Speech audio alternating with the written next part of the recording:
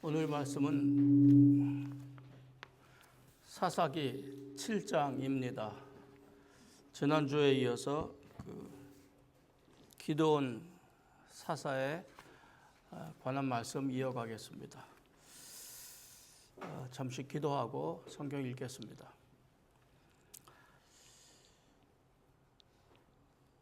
오늘도 주 앞에 교회의 이름으로 모였습니다. 성경은 교회가 주님의 피값으로 세운 교회라고 했습니다. 감히 우리가 받기 어려운 너무나 영광스럽고 너무나 소중한 우리의 이름이고 칭호입니다. 우리를 그렇게 세우셨으니 주 앞에 그리고 세상에 사는 삶 가운데에 그러한 모습으로 그러한 능력과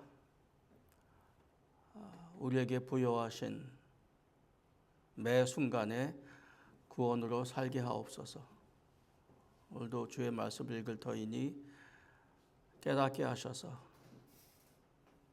그저 많은 소리들 가운데에 또 들리는 소리로 있지 않게 하시고 매일 살아가는 주의 능력이 되게 하옵소서. 예수님의 이름으로 기도합니다. 아멘. 사사기 7장 19절에서 23절입니다. 기드온과 그와 함께한 100명이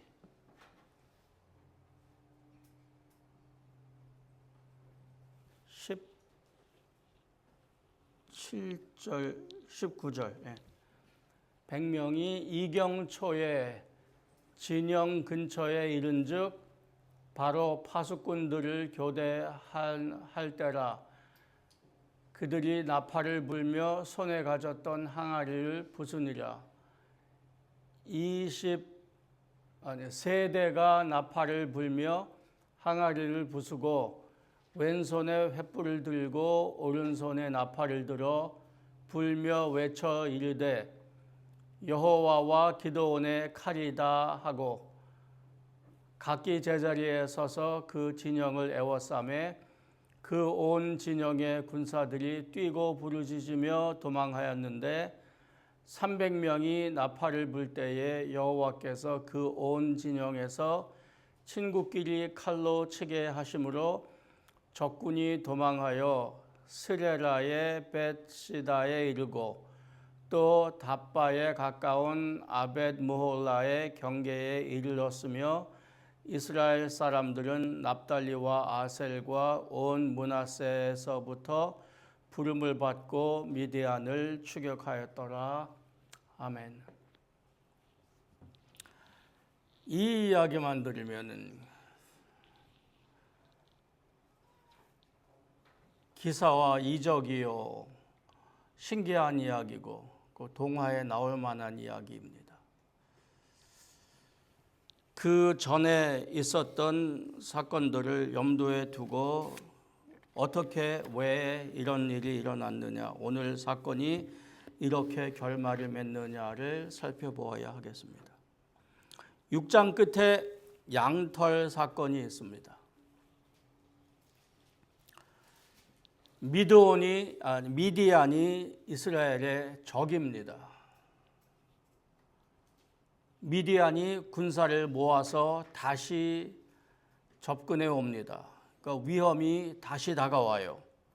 그런데 여러 가지를 통해서 하나님께 증거와 표적을 찾은 기드온은 아직도 불안합니다.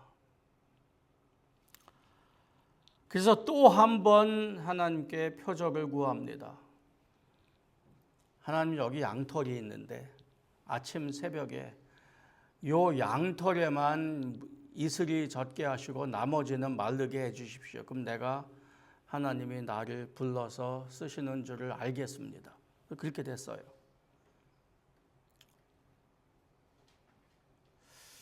그렇게 됐으면 그 다음으로 진행하면 좋았겠잖아요. 그래야 될 것 같지 않아요? 믿어야 될 것 같지 않냐 그 말인 거죠. 근데 우리의 주인공 기드온은 또 망설입니다. 그래서 또 묻습니다. 하나님 죄송한데요. 한 번만 더 부탁할게요. 이제 반대로 해주시겠어요? 그 어쩌다가 어저께 아침에는 어쩌다가 그렇게 된지도 내가 잘 모르겠거든요.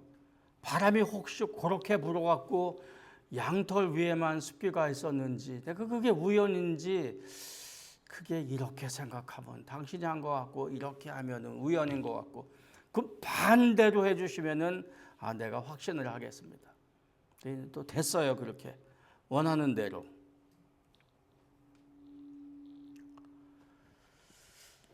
이 기드온의 유명한 이야기에서 가장 유명한 게 표적을 구하는 겁니다. 이 사람은 왜 이럴까요? 신앙이 부족해서일까요? 사람의 성격이 유약해서일까요?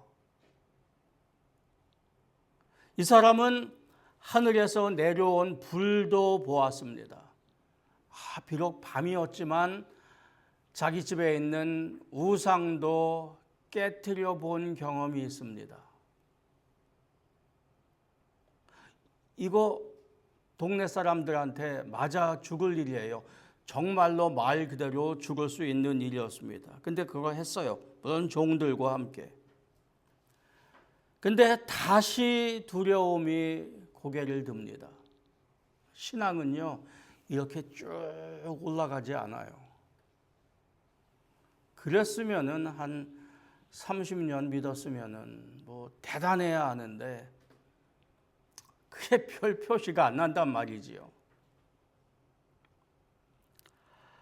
그래서 기드온이 원하는 것은 많이 아는 것을 원하는 게 아니에요. 기드온이 바라는 게 뭘까요? 하나님 앞에서 소명도 받았어요. 자기들의 환경, 상황도 알아요. 죽겠어요. 적군이 쳐들어와서 꼭 죽겠는데 유일한 희망은 하나님인데 하나님이 자기를 부르신 것을 알아요. 표적도 주셔서 확신을 주셨어요.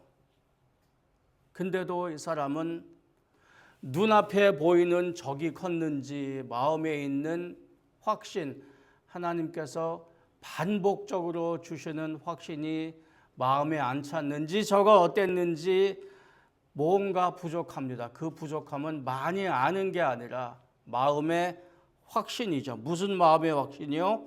하나님께서 함께 해주신다는, 하나님께서 함께 하신다는 확신. 이게요, 말은 무슨 말인지 알겠는데 머리와 가슴으로는 뭔가 알겠는데 그것이 실제 행동으로 옮기기에는 이게 쉬운 일이 아니에요. 쉬운 일이 아니라 어려운 일입니다. 이 사람은, 이 기드온과 이스라엘의 상황은 저 구름 위에 떠 있는 상황이 아니라 실제로 사는 상황이에요. 그런데 하나님은 친절하게 기드온이 요청할 때마다 응답해 주십니다. 그래서 기드온 사사의 일생에 중요한 것은 그의 표적을 구하는 그의 마음 자세이고 왜 그럴까이고, 그리고 또 하나는 그의 응답하시는 그의 부족함을, 그의 망설임을 오래 참아주시고 그가 알아듣게 친절하게 다가오시는 하나님의 온유하심입니다. 그래서 이제 싸움이 다가옵니다. 첫 번째 하나님께서 하신 일이 7장 앞에 군사 숫자를 줄이세요. 처음에 32,000명이었습니다. 첫 번째 줄이는 방식은 자원해서 돌아갈 사람 돌아가라. 이제 겁먹은 사람, 집에 할 일이 있는 사람, 아내와 가족이 아픈 사람, 밭이 커서 수확할 게 많은 사람, 쌓아둔 것이 많은 사람, 걱정이 많은 사람 돌아갔어요. 돌아가게 두셨어요. 그래서 32,000명이 10,000명이 됐습니다. 근데 10,000명이 되었는데 300명으로 또 줄이세요. 아니, 이러면 안 되는 거예요. 32,000명 가지고도 미디안에게 졌어요. 32,000명 가지고도 미디안한테 약탈당해서 곡식 다 뺏기고 산속으로 들어가서 땅굴 파고 움막을 짓고 살았던 게 이스라엘입니다. 그런데 32,000명도 많다 그럽니다. 그래서 그걸 줄여라. 하나님께서 원하시는 것은 분명해요. 사람의 평안이, 승리가 사람들의 능력과 충분함에서 나오지 않는다. 이거 우리 다 아는 거고 이스라엘도 알아요. 근데 그렇게 실제로 행하기는 불가능할 정도로 어렵습니다. 근데 그 줄이는 방식도 참 따라하기 어려운 방식입니다. 두 번째 방식에서 물가로 나가서 다 목이 말라요. 군사들이. 10,000명이 있는데 요단강가에 가서 물을 마시게 했습니다. 그래서 어떤 사람들은 무릎을 꿇고 손에 물을 담아서 마셨습니다. 어떤 사람은 개울가에 강가에 입을 대고 마셨습니다. 그래서 이 신기한 사건 가지고 해석이 많습니다. 그래서 어떤 사람은 하나님께서 훈련된 군사를 뽑으신다. 소수 정예를 뽑으신다.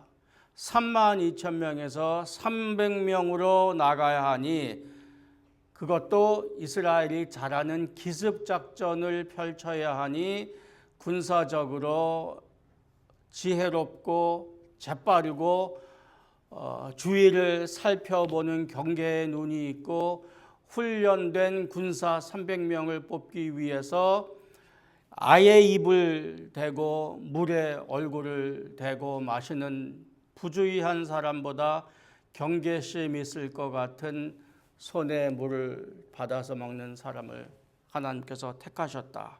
그래서 경계심 있고 전투 준비가 되어 있는 300명을 부르셨다. 이게 뭐 말은 돼요. 근데 이 전체의 사건, 하나님께서 이 싸우시는 방식과 어울리지 않아요. 하나님께서 원하시는 방식은 이제 궁극적으로 항아리, 나팔, 외침이에요. 300명은 정예 소수로 뽑았다 하고 꼭 어울리지 않아요. 그러니까 훈련되어서 효과적으로 효율적으로 사용할 수 있는 군사를 뽑으셨다가 지금식으로 말하면 말 되는데 이때 하나님께서 하신 일로 보면 잘 어울리지 않습니다. 여기서 지금 중요한 것이 군사적인 전략이 아니거든요. 그 다른 해석은 이렇게 말합니다. 왜 그런지는 잘 몰라요. 300명 숫자가 적은 숫자일 뿐 아니라 미디안 군사에 비해서 그리고 이스라엘 전체의 군사력에 비해서 300명이 적은 숫자일 뿐만 아니라 특별히 뛰어나지도 않은 사람들이라는 말입니다. 하나님께서 300명을 당신의 방식으로 선택하셨다는 거예요. 마치 어떻게 해요? 마치 기드온을 선택하신 것처럼. 그러니까 전략적으로 효율적으로 효과적으로 사용될 사람을 선택하셨다면 그건 기드온이 아니었지요. 그러니까 하나님께서 그렇게 기드온에게 확신을 주시는 과정을 지나오신 이야기가 뭘 거냐 그거지. 이유가 뭘 거냐 그거죠. 그것이 여기 300명을 선택하는 방식에 맞아떨어진다 그 말입니다. 이러한 사건은, 이러한 싸움은 이미 우리 본 적이 있어요. 가나안에 들어가면서 여리고성 격파할 때 이미 있었던 일입니다. 그러니까 여긴 수수께끼 같은 여러 가지 이야기들이 많이 있는데 하나님께서는 결국 이 300명으로 줄이시면서 특별히 그 지도자인 기드온에게 그렇게 확신을 심어가면서 하시고자 하는 일은 무엇일까? 하나님께서 기드온에게 확신을 심어주셨다고요? 거꾸로 아니에요. 이야기로 보면은 기드온이 하나님께 와서 계속 묻는 거지요. 그죠? 기드온이 와서 계속 물어요. 그런데 이거는 하나님 편에서 보면은 그에게 확신을 심어주시고자 하는 과정이라고 볼 수 있습니다.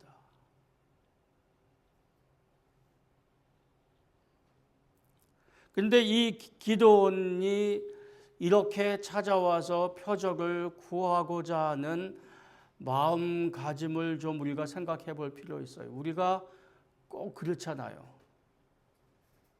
성경 말씀 듣고 성경 공부하고 자기 큐티하고 하나님과 가까이 살려고 노력을 하면서 사는데 실제로 일이 일어날 때에 그게 이렇게 딱 연결되지가 않는다 그 말인 거죠. 그래서 이게 불안한 거고 두려운 거고 또 한편으로는 하나님께서 주신 소명이 우리식으로 말하면은 구원받은 삶을 사는 이 삶의 소명이 너무나 소중하기 때문에 두렵기도 하다 그 말입니다. 그래서 우리는 하나님 앞에 찾아오고 따지고 묻고 부탁하고 애걸해요. 근데 이게 꼭 부족함이나 안 믿음이나 의심의 증거는 아니에요. 기드온은 딴 데 가서 확신을 찾지 않았어요. 하나님께 꼭 왔어요. 하나님께 와서 물었어요. 여기가 소중한 부분이에요. 잘 모르겠는 거예요. 들어서 얘기인즉슨 아는데 우리가 들은 신앙 우리가 고백하는 신앙 고백 아는데 그것이 가슴속에 머릿속에 뱅뱅 도는데 그게 실제로 우리 삶에 어떻게 적용하는지는 체험한 적도 있지만 그게 분명하진 않은 거예요. 그래서 양털 고기만 적셔 주십시오 했더니 그렇게 됐어요. 그러면 하나님께서 내게 확신해 주신다는 그 확신으로 이렇게 올라가야 하는데 아니 그게 꼭 그렇지 않을 수도 있잖아 라는 현실적인 이성적인 과학적인 생각이 또 드는 거죠. 그래서 하나님한테 다시 와서 묻습니다. 어저께 해주신 거 진짜 하나님이 해주신 거예요? 그럼 반대로 한번 해볼래요? 그럼 내가 믿을게요. 그 반대로 하셨어요. 그럼 그 의심과 두려움과 마음의 소소함이 사라집니까? 그렇다고 첫 번째와 같이 똑같은 어떤 우리가 알지 못하는 물리적인 현상이 또 일어난 거 아니냐? 사람은 그렇게 생각할 수 있어요. 중요한 거는 이 기도는 하나님께 계속 왔다는 겁니다. 그래서 이 이야기는 결국 끝에 가서 결론 나겠지만은 기드온이 용감한 영웅이다라고 그림 그리지 않습니다. 그는 신중함, 조심성 그리고 소심함을 가진 사람이에요. 그런 사람과 하나님께서 무슨 일을 하느냐가 오늘 지난 주일과 오늘 이야기의 중심입니다. 왜 그런 사람을 부르셨고 그런 사람을 통해서 일하시냐가 주제입니다. 막판에 가서 싸워야 하는데도 두려워요. 300명을 이끌고 쳐들어가야 하는데도 두려워요. 근데 하나님은 또 친절하게 대하십니다. 내가 들려줄 테니까 적군 가까이 가봐라 했더니 적군들끼리 보초병을 바꾸면서 자기들끼리 이야기를 해요. 자기들끼리 꿈 얘기를 해요. 자기들끼리 적군이 꿈을 꿨는데 보리떡 한 덩어리가 이렇게 굴러오더니 자기네 군사를 덮쳐서 자기네 군사가 죽었다는 거예요. 보리떡은 이스라엘의 군대의 상징입니다. 보리떡은 가난한 사람들이 먹는 거예요. 보리떡은 보잘것 없습니다. 보리떡 한 덩이하고 여기 비교되는 게 뭐예요? 메뚜기 같이 많았더라. 12절 보실까요? 7장 12절. 12절 읽겠습니다. 미디안과 아말렉과 동방의 모든 사람들이 골짜기에 누웠는데 메뚜기의 많은 수와 같고 그들의 낙타의 수가 많아 해변의 모래가 많음 같은지라. 기드온이 그 속에 이른즉 그곳에 이른즉 어떤 사람이 그의 친구에게 꿈을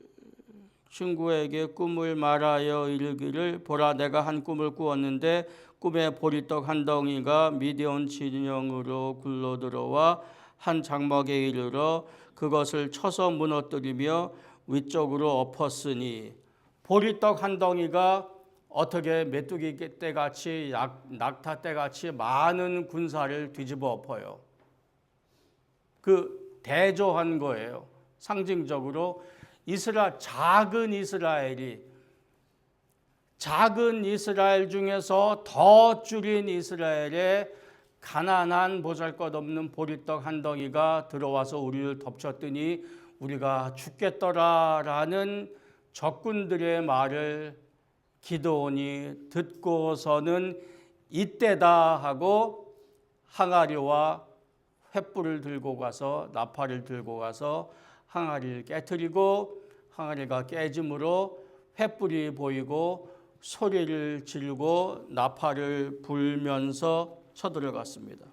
근데 그렇게 해서 이스라엘 사람들의 칼에 의해서 미디안 군사가 죽은 게 아니라 미디안 군사들끼리 서로 죽여서 패했더라라는 말씀입니다.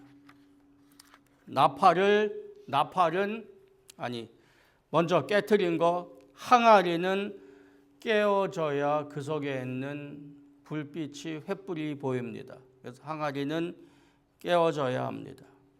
나팔은 나팔 부는 거 선포하는 거고 외침도 선포하고 고백하는 것입니다. 연장해서 영적으로 이야기를 하면은 이스라엘에 가진 것이 작고 하나님께서 원하시는 것인데 그 작은 것들이 깨어져야 그 속에 있는 횃불이 보인다 그 말입니다. 나중에 바울이 고린도후서에서 우리가 이 보배를 질그릇에 가졌으니 이는 심히 큰 능력은 하나님께 있고 우리에게 있지 아니함이러라 하겠습니다. 능력은 하나님께 있습니다. 우리는 약한 질그릇입니다. 이 말씀을 가지고 우리가 어떻게 살아야 할까? 세 가지로 찾아보겠습니다. 첫 번째, 인정해야 하는 것입니다. 인정하는 것에서 우리의 신앙생활이 시작합니다. 두려워하는 믿음도 여전히 믿는 믿음입니다. 두려워하는 믿음도 여전히 믿는 믿음입니다. 기드온은 사람다운 사람입니다. 된 것 같은데 확인됐는데 묻고 또 묻습니다. 하나님께 와서 확인하고 묻고 증거를 대라고 대듭니다.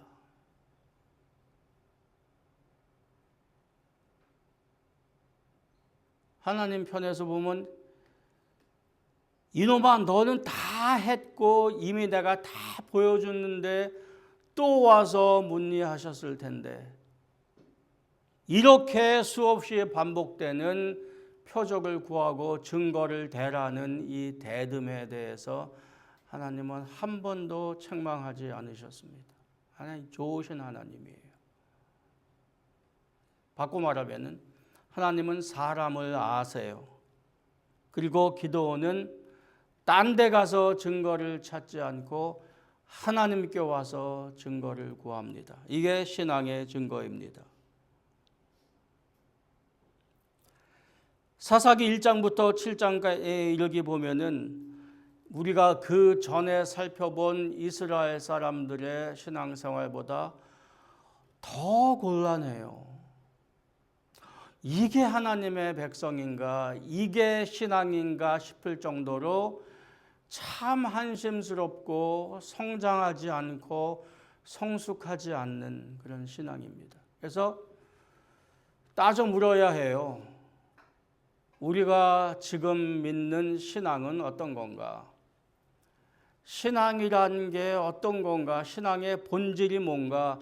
신앙의 크기, 신앙의 능력 따지기 전에 신앙 자체가 뭔지를 좀 두들겨 보고 살펴보아야 합니다. 하나님께서 원하시는 신앙은 결코 흔들리지 않는 성공적인 신앙이 아닙니다. 그런 게 있었으면은요, 여기 있었으면 이건 그런 사람들의 이야기지. 제가 여러분들 이제 2년 조금 넘게 알았는데 잘 모르니까 제 얘기로 하면은 하나님 다 믿고 한번 믿고 나면은 신앙 고백하고 나면은 안 흔들리고 성공적인 신앙 가지고 쭉 산 사람들의 이야기라면 이건 그런 분들의 이야기지 이건 제 이야기는 아니에요. 제 책은 아니에요. 다른 종류의 사람이란 거죠. 근데 여기 어디 성공적인 신앙, 흔들리지 않는 신앙이 있어요. 그러니까 이게 신앙의 매뉴얼이에요. 어떤 사람들의 잘 안 되는 사람들의 신앙 매뉴얼이에요. 그래도 돼요. 다만 잘 안 되거나 불평할 게 있거나 확인하고 싶거나 그러면 딴 데 가지 말고 하나님께 와서 물어야 합니다. 두 번째는 이제 이 이야기를 잘 읽고 나니까 궁금해지는 게 있어요. 하나는 기드온이 확신을 구했잖아요. 하나님께 당신이 정말 나와 함께 계십니까? 할 일은 많고 소명은 막중한데 우리는 너무나 형편없습니다. 그래서 확신을 찾아요. 이렇게 이야기가 시작되면은 그 싸움은 어떻게 가야 해요? 우리가 상식적으로 기대하는 거는 확신을 찾아서 확신이 단단해지고 분명해졌으면은 이 사람이 나가서 큰 일을 행해야 하는 거잖아요. 안 그래요? 왜 미국 헐리우드에서 만드는 영화가 다 그렇잖아요. 옛날 웨스턴 그 서부 영화나 지금 영화나 어디 악한이 있으면은 그 주인공 하나가 자기 친구들을 모으는 얘기가 영화의 3분의 1 반대잖아요. 그리고 힘을 모아서 규합해서 악한들을 무찌르는 게 되게 영화잖아요. 그게 우리의 상식, 삶의 모습이잖아요. 근데 이 이야기는 기껏 기드온을 준비시켜 놓으시고, 그죠? 다 준비시켜 놓으셨는데 기드온이 한 거는 없어요. 항아리잖아요. 싸움의 방식이. 횃불이잖아요. 나팔이잖아요. 그러면은 왜 기드온이 필요했냐 그 말인 거예요. 그렇게 확신 안 해도 300명 모아다가 이 일 그냥 하시면 되는 거 아니냐 그 말이에요. 그럼 기드온의 이야기의 핵심은 뭐냐 그 말이에요. 왜 중간에 거의 끝에까지 적군의 입을 통해서도 확신을 갖게 해야 할 정도로 하나님은 그렇게 기드온에게 공을 들이셨냐. 그리고 결국 왜 그를 사용하지 않으시느냐. 사용하셨지요. 근데 사용하신 것은 그의 능력과 그의 백장과 그의 신앙심이 아니라는 거예요. 그래서 앞에 어딘가에 그 있었잖아요.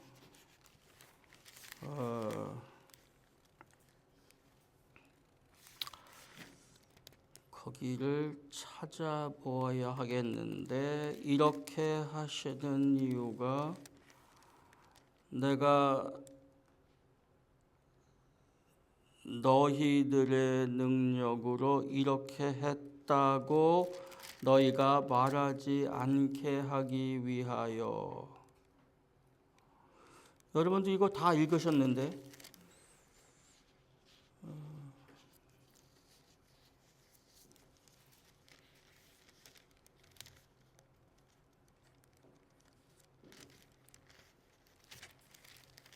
예, 그런 말씀이 우리 읽은 부분에 있습니다. 7장 2절, 예, 그 뒷부분, 이는 이스라엘이 나를 거슬려 스스로 자랑하기를 내 손이 나를 구원하였다 할까 함이니라. 그럼 그 답은 하나님께서 그를 그렇게 준비시키시고 결국은 당신의 방식으로 이기신 이유가 뭐냐? 정말로 하나님께서 이 기도원을 통해서 하신 일이 뭐냐는 뭐예요? 하나님께서는 약한 사람도 괜찮고 소소한 사람도 괜찮은데 확신 있는 사람, 지금 우리식으로 말하면 신앙심 있는 사람을 사용하신다는, 어떻게 보면은 기독교에서 매우 상식적인 말이에요. 기도원이 확신해야 했을 것은 하나님이 함께 하신다는 익숙하지만 쉽지만 매우 중요한 진실입니다. 하나님께서 나와 함께 하신다 했을 때에는 내가 두려울 게 무엇이 있겠느냐는 거지요. 자, 세 번째는 하나님은 때로 우리의 힘을, 재력을 무엇이든 간에 우리가 의지하는 것을 줄이십니다. 근데 줄여야 될 만하다고 우리가 생각할 때 줄이시는 게 아니라 이게 있어야 됐는데 할 때 줄이세요. 그러니까 이게 하나님께서 함께 하신다라는 확신을 가지는 게 강의실에서 학생들 모아놓고 가르쳐서 될 일이 아니에요. 그렇죠? 실제 삶 속에 32,000명 가지고도 맨날 졌는데 그걸 줄이라는 거를 무슨 식으로 사람들이 용납하고 받아들이고 그걸 행하겠어요. 그러니까 이거는 마음속에 있는 확신은 삶에서부터 체험되어야 합니다. 그래서 이 꼭 필요해요 할 때에 내가 건강해야 하고요. 내가 건강해야 하나님께 영광 돌리고 살고요. 내가 건강해야 교회도 봉사하고요. 내가 가진 게 있어야 전도도 하고요. 내가 뭐 좀 있어야 사람들이 내 말을 귀담아 들어줄 거고요. 내가 좀 번듯해야 교회도 봉사할 수 있고 교회도 이렇게 섬길 수 있고요. 나한테 이런 게 있어야 돼요 하고 우리가 숫자에 집중할 때에 하나님은 이게 그래서 될 일이냐고 물으시는 거예요.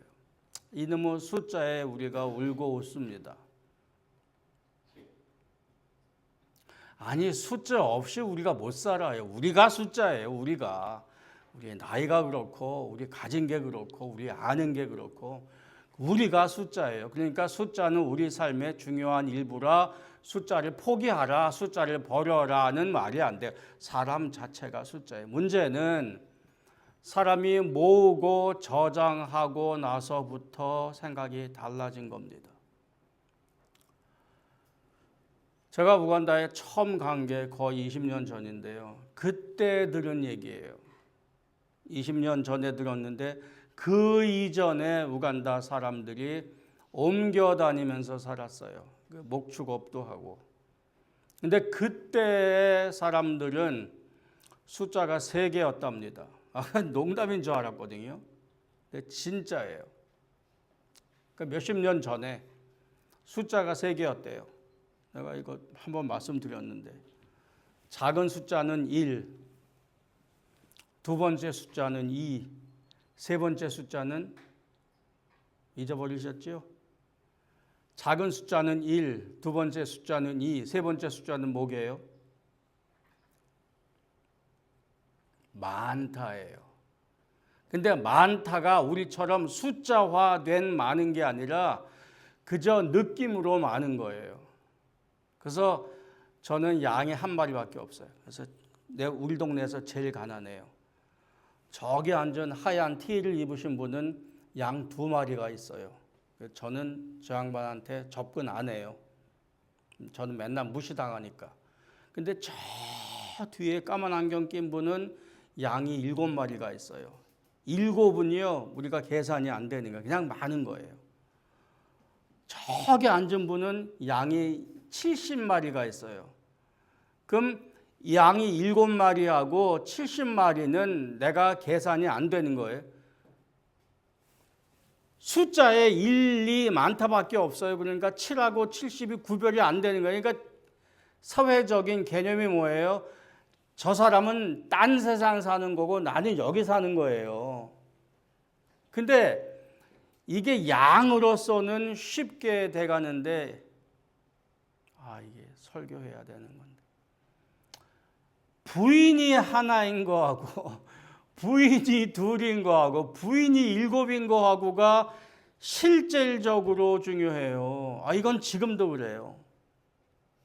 얼마나 무시당하는지 몰라요. 하나인 사람. 그리고 부인 2, 3 얻기가 그렇게 어렵지도 않대요. 근데 이분들이 정착해 살고 모으기 시작하고 창고를 짓고 나서부터 삶이 곤궁해져요. 물론 이제 저 유럽에서 들어간 백인들이 갈등을 부추기기도 했지만 약탈의 대상이 돼요. 쌓아놓으니까. 그래서 지금도요, 일반적인 평범한 가난한 아프리카 사람들은 앞마당이 이렇게 있는데도 바나나 안 심어요. 바나나는 한번 심어놓으면 이렇게 열매가 이렇게 자라면은 잘라내야 해요. 잘라내야 거기서 또 자라요. 그냥 세워놓으면 그냥 썩어요. 그러니까 그거 자식이 6명이다 그러면은 뭐 그것만 먹는 게 아니라 딴 것도 있지만 바나나 심으면 돼요. 거기 뭐 비료도 안 주고 아무것도 안 해요. 근데 안 심어요. 그래서 외부에 사는 사람이 거기 원조해 주면서 그 사람들 얕보면서 하는 말이, 이 사람들 게으르다. 이 사람들 가능성이 없다. 게을러서 가능성이 없어서 그런 게 아니라 심어놓으면은요, 우리 집에 바나나가 많은 게 알려지잖아요. 그러면 이렇게 부족 간에 싸우다가 창고 없는 집 있고 창고 있는 집 있어. 그럼 우리 집으로 다 쳐들어와 오는 거예요. 이거를 몇 세대를 살았어요. 쌓아놓는 게 이게 망하는 지름길일 수 있는 거예요. 그건 거기 얘기지. 아니요, 여기 얘기일 수도 있습니다. 쌓아 모아두는데 목을 매니까 딴 게 잘 안 보이고 그 원리로 사는 거예요. 그러니까 쌓아두는 원리로, 숫자의 원리로 교회도 하고 신앙생활도 사니까 이게 안 어울리는 거예요. 기도원의 사건이 우리에게 말합니다. 좀 줄이면 어떠시겠어요? 하는 거예요. 하나님이 물으시는 거예요. 좀 줄이시면 어떠시겠어요? 잘 되고 성공하는 것이 반드시 하나님께 복받은 증거가 아닌 것은 우리가 알아요. 알아요. 나쁜 사람, 악하니 잘 되니까. 여기는 아직 주님 오실 때까지 100% 공의가 이루어지지 않아요. 그러니까 혼동하는 거예요. 때때로 스스로 속이는 거고 오해하는 거고. 뭐 그렇다고 많이 알고 높아지는 것이 반드시 부족한 신앙, 나쁜 신앙, 교만한 신앙이라는 말도 아니에요. 그만큼 사람 사는 게 복잡해요. 근데 자기 마음속에 물어야 합니다. 신앙 가진 게 뭐냐? 높거나 낮거나 많거나 적거나 내가 하나님이 누구인지 알고 하나님 앞에 서 있는 내가 누구인지 바로 깨닫고 그 하나님을 내가 어떻게 대하여 살고 있는지가 포인트예요. 약함을 통해서 승리한다는 하나님의 이야기가 기드온의 이야기인데, 약함을 통해서 승리한다는 말씀은 우리가 무기력해져라는 말씀은 아니에요. 자꾸 이야기가 이렇게 얘기를 해놓고 이거가 아닌 건 아닙니다. 그러니까 복잡해지실 수 있는데 마음에 물어보십시오. 약함을 통해서 승리하신다가 하나님의 방법인데, 그건 우리가 무기력해져라, 힘이 없어져라는 말은 아닌 거예요. 하나님 앞에 내가 강해져야 한다는 말씀이고, 그 말은 하나님이 나와 함께 하신다는 확신을 가져야 한다는 말입니다. 깨지는 항아리는 약함이 아니라 빛을 비추도록 하는 방편이에요. 항아리가 깨져야 빛이 비추어지는데, 이 수수께끼 같은 말로 풀어 설명하기보다는 우리의 생각을 움직이고 삶에서 해보고 그 느끼는 재미를 알아야 한다는 거지요. 그래서 기드온의 이야기는 읽고 분석할 일이 아니라 우리 마음속으로 느껴야 할 이야기입니다. 기도하십시다.